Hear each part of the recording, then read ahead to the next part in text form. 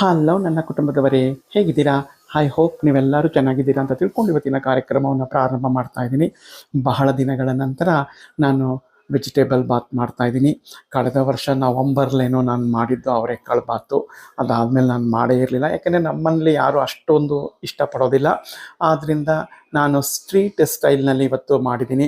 ತುಂಬ ರುಚಿಯಾಗಿ ಬಂದಿದೆ. ಮಾಡೋ ವಿಧಾನ ಸಂಪೂರ್ಣವಾಗಿ ತೋರಿಸಿದ್ದೀನಿ. ವಿಡಿಯೋನ ಸ್ಕಿಪ್ ಮಾಡದೆ ಸಂಪೂರ್ಣವಾಗಿ ನೋಡಿ. ನಿಮ್ಗೆ ಇಷ್ಟ ಆದರೆ ಲೈಕ್ ಮಾಡಿ, ಶೇರ್ ಮಾಡಿ, ನನ್ನ ಚಾನಲ್ ಸಬ್ಸ್ಕ್ರೈಬ್ ಮಾಡಿಕೊಂಡು ಪಕ್ಕದಲ್ಲಿರ್ತಕ್ಕಂಥ ಬೆಲ್ ಬಟನ್ನ ಪ್ರೆಸ್ ಮಾಡಿ. ನಾನು ಹಾಕೋ ನೋಟಿಫಿಕೇಷನ್ ಮೊದಲೇ ನಿಮಗೆ ತಲುಪುತ್ತೆ. ನಿಮ್ಮ ಸಪೋರ್ಟ್ ಕೂಡ ನನಗೆ ಸಿಗುತ್ತೆ, ಹಾಗೆ ಎನ್ಕರೇಜ್ ಕೂಡ ನನಗೆ ಸಿಗ್ತಾ ಹೆಚ್ಚಿನ ವಿಡಿಯೋನ ಮಾಡೋಕ್ಕೆ ನನಗೆ ಉತ್ಸಾಹ ಸಿಗುತ್ತೆ ಅಂತ ಹೇಳ್ತಾ ಇವತ್ತಿನ ಕಾರ್ಯಕ್ರಮವನ್ನು ನಾನು ಪ್ರಾರಂಭ ಮಾಡ್ತಾ ಇದ್ದೀನಿ. ನೋಡಿ, ನಾನು ವೆಜಿಟೇಬಲ್ ಪಲಾವ್ಗೆ ಇಲ್ಲಿ ಮೊದಲಿಗೆ ಈ ಗ್ಲಾಸ್ನಲ್ಲಿ 2 ಗ್ಲಾಸ್ ಸೋನಾ ಮಸೂರಿ ರೈಸ್ ಊಟದ ಅಕ್ಕಿನ ತೊಳೆದು ನೆನೆಸಿಟ್ಕೊಂಡಿದ್ದೀನಿ. ನಾವು ಒಗ್ಗರಣೆ ಎಲ್ಲ ಮಾಡ್ಕೊಳ್ಳೋ ಅಷ್ಟರಲ್ಲಿ ಅದು ನೆನೆಯುತ್ತೆ, ಅಷ್ಟಾದರೆ ಸಾಕು. ಮತ್ತು 2 ಹುಳಿ ಟೊಮೆಟೊನ ಹೆಚ್ಚಿಟ್ಕೊಂಡಿದ್ದೀನಿ. 1 ದಪ್ಪ ಈರುಳ್ಳಿ ಗೆಡ್ಡೆನ ಹೆಚ್ಚಿಟ್ಕೊಂಡಿದ್ದೀನಿ. ಪುದೀನ ಸೊಪ್ಪು ಸ್ವಲ್ಪ, ಕೊತ್ತಂಬರಿ ಸ್ವಲ್ಪ, ಈ ಥರ ಉದ್ದುದ್ದಕ್ಕೆ ಹೆಚ್ಚಿಟ್ಕೊಳ್ಳಿ ಈರುಳ್ಳಿಯನ್ನು. ಅಡಿಗೆ ಅರಿಶಿನ, ರುಚಿಗೆ ತಕ್ಕಷ್ಟು ಉಪ್ಪು, ಸೋಂಪು ಮತ್ತು ಜೀರಿಗೆಯನ್ನು ತೆಗೆದುಕೊಂಡಿದ್ದೀನಿ. ಇಲ್ಲಿ ಪಲಾವ್ ಎಲೆ ತೊಗೊಂಡಿದ್ದೀನಿ, ಮತ್ತು ಇಲ್ಲಿ ತುಪ್ಪವನ್ನು ತೊಗೊಂಡಿದ್ದೀನಿ. ಹಾಗೆ ಮಸಾಲೆಯನ್ನು ರುಬ್ಕೊಂಡಿದ್ದೀನಿ. ಇದಕ್ಕೇನೇನು ರುಬ್ಕೊಂಡಿದ್ದೀನಿ ಅಂತ ಮುಂದೆ ನಾನು ನಿಮಗೆ ತೋರಿಸ್ತೀನಿ. ಈಗ ಇದನ್ನೆಲ್ಲ ನಾವು ಒಗ್ಗರಣೆಯಲ್ಲಿ ನೋಡಿ, ಇದೆಲ್ಲ ಒಗ್ಗರಣೆಯಲ್ಲಿ ಬಾಡಿಸ್ಕೊಳ್ಳೋದು. ಈಗ ಮಸಾಲೆಗೆ ಏನೇನು ರುಬ್ಕೊಂಡಿದ್ದೀನಿ ಅನ್ನೋದು ನೋಡಬೇಕಲ್ವಾ? ಬನ್ನಿ ನೋಡ್ಕೊಂಬಂದ್ಬಿಡೋಣ. ನೋಡಿ ಸ್ನೇಹಿತರೆ, ಇಲ್ಲಿ ನಾನು ರುಬ್ಬೋಕ್ಕೆ ತೊಗೊಂಡಿರ್ತಕ್ಕಂಥ ಪದಾರ್ಥಗಳು: 1 ಹುಳಿ ಟೊಮೆಟೊ, 1 ಗೆಡ್ಡೆ ಚಿಕ್ಕ ಈರುಳ್ಳಿ, ಸ್ವಲ್ಪ ಶುಂಠಿ, ಬೆಳ್ಳುಳ್ಳಿ, ಖಾರಕ್ಕೆ ಅನುಗುಣವಾಗಿ ಹಸಿಮೆಣಸಿನ್ಕಾಯಿ, ಪುದೀನ ಸೊಪ್ಪು ಮತ್ತು ಕೊತ್ತಂಬರಿ ಸೊಪ್ಪು, 2-3 ಸ್ಪೂನಷ್ಟು ಹಸಿ ತೆಂಗಿನ ತುರಿಯನ್ನು ತೊಗೊಂಡಿದ್ದೀನಿ, ಮತ್ತು ಚಕ್ಕೆ, ಲವಂಗ, 1 ಮರಾಠ ಮೊಗ್ಗು.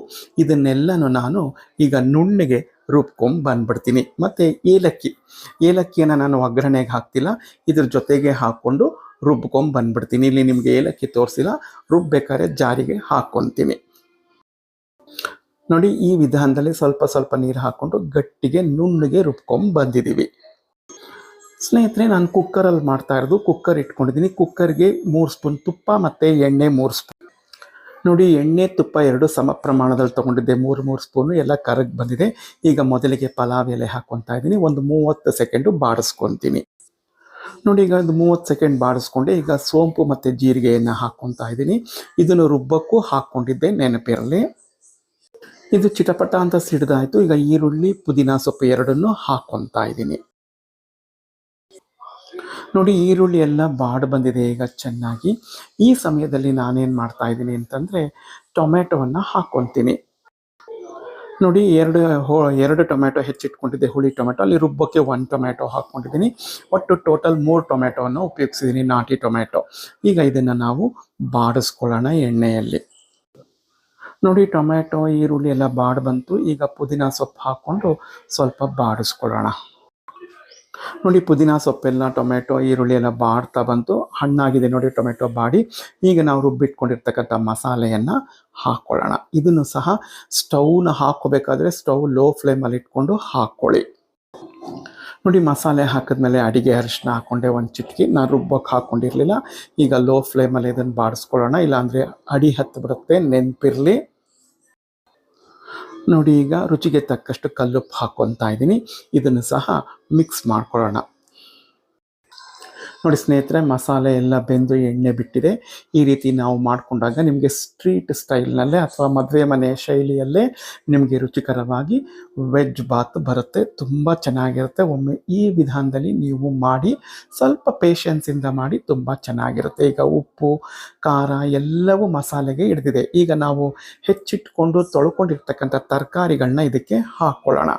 ಅದು ಯಾವ್ಯಾವ: ಕ್ಯಾರೆಟು, ಬೀನ್ಸು, ಗೆಡ್ಡೆಕೋಸು ಮತ್ತು ಕಾಲಿಫ್ಲವರು ಎಲ್ಲವನ್ನು ಹಾಕ್ಕೊಂಡಿದ್ದೀನಿ ಹೆಚ್ಚಿ.